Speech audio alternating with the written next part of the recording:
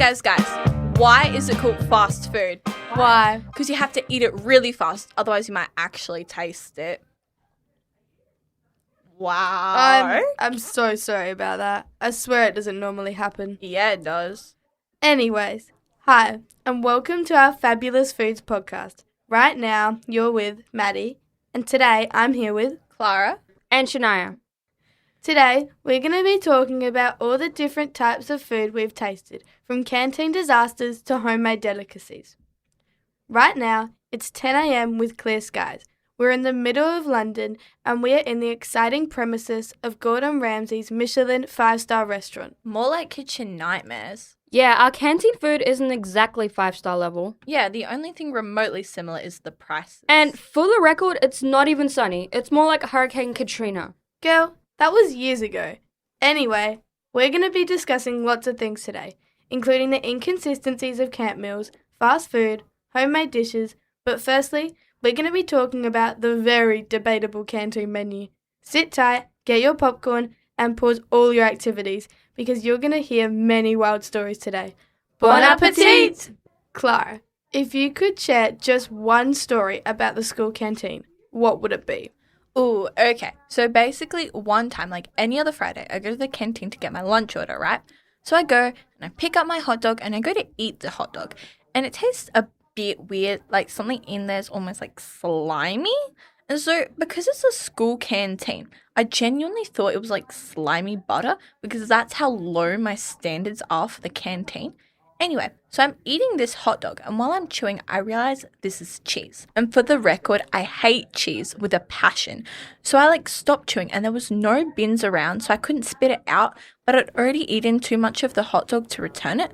So I go to the canteen, and I say, so this hot dog has cheese in it. And she just looks at me like I've grown a second head, and the canteen lady is like, yeah, and? So then I say, well, I hate cheese.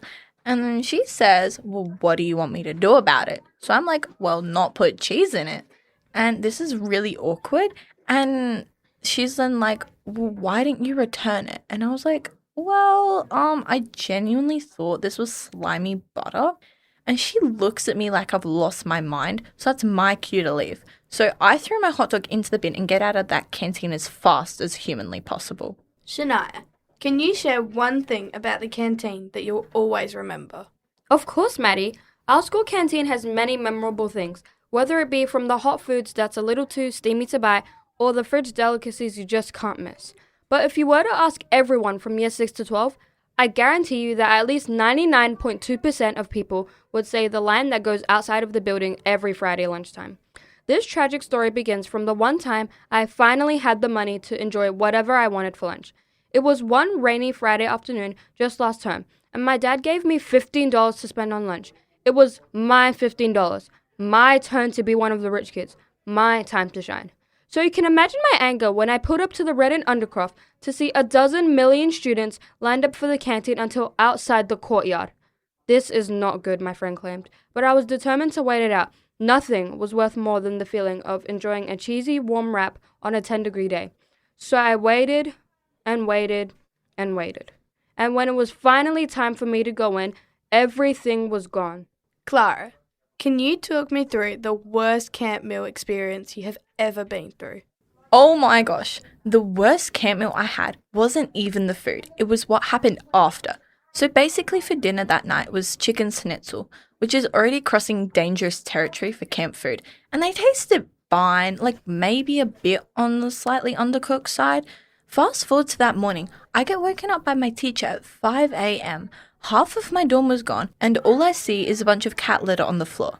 So at breakfast, only half my class is there, and we find out that everyone got sick, and we all suspect the suspicious chicken, but we never got to know for sure.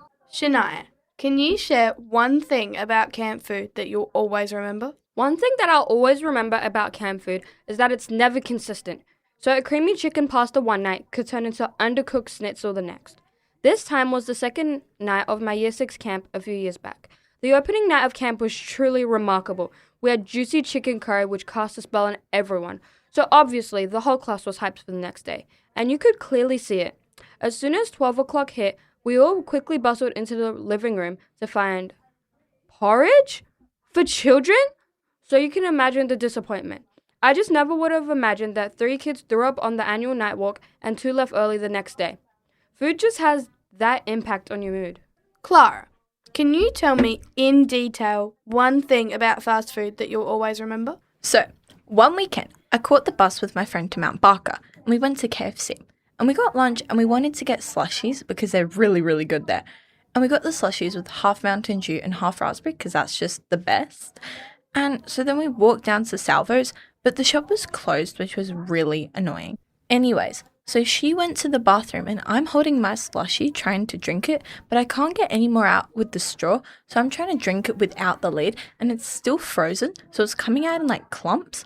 So I have her slushie next to me and it's smushed between her jacket on my lap and the handrail. So my friend comes out of the bathroom and just as she does, her slushie falls off my lap and onto my new shoes. But these aren't any shoes. These are my new knockoff Adidas shoes from Target. So she comes out and I'm like, oh my God, I am so sorry.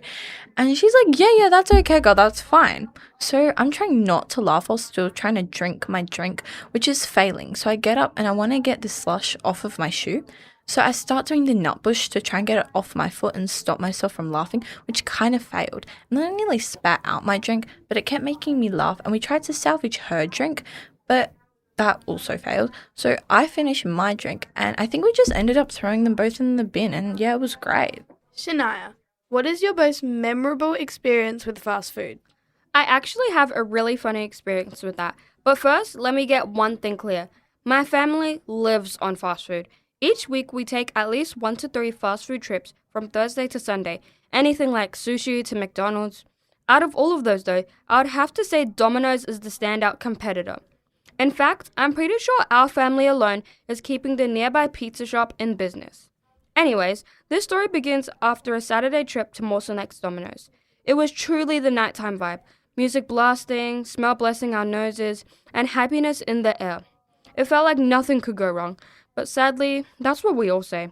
If you've never had the privilege of knowing, traffic in Mawson Lakes typically gets bad on weekend nights, like road rage mad.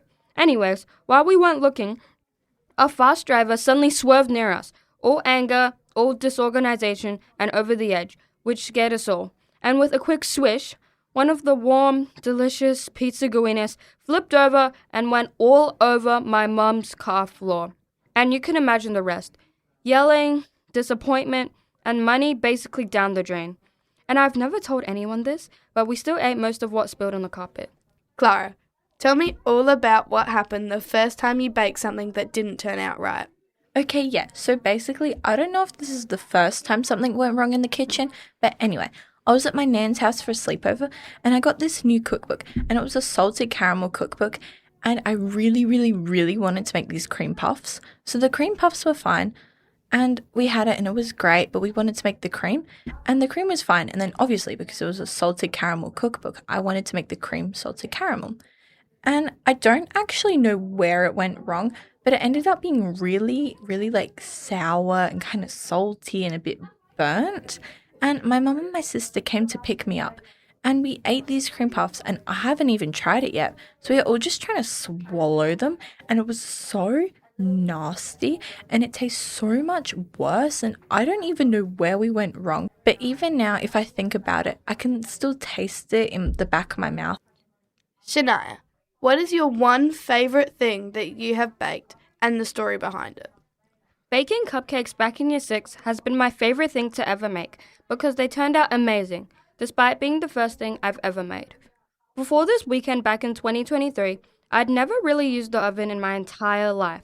The most I've ever done would probably be stirring a simmering pot of brown beans while my mum went to the bathroom. Safe to say, I had no pre-baker knowledge. For St. Patrick's Day, the year 6s were to run a green jelly and cupcake store. The thing is, our already old teachers couldn't make around 50 batches of 12 cupcakes by themselves, so we had to pitch in. On a crisp Friday afternoon, everyone was handed a large Greens Australia vanilla cupcake mix and was required to bring them back in time for the fundraiser. I thought something would dismantle in the process with my large family of 6, but I was pleasantly surprised. Picture this: perfectly rounded, impossibly sweet, brown beige colored vanilla cupcakes waiting for you after 25 minutes. I took them to school with pride the next day, and the following week was the best Patrick's Day of my life. If you would like to hear more episodes from us or St. Aloysius College, you can check them out at our own podcast page. The link is in the show notes for this episode. This podcast was produced by Maddie, Shania, And Clara. from St. Aloysius College with the help from ArchD Radio and Podcasting. But before we finish, we need to get something straight. Clara, you need to stop telling bad dad jokes. But I'm not a dad. Clara, it's just not funny. None of these are funny. Maybe you'll find me funny. Life is what you bake it. Yeah, right. Thanks for tuning in to Fabulous Foods, and make sure you're subscribed to this channel to hear heaps of other school life stories. We hope you have an egg-cellent day. Bye! Bye.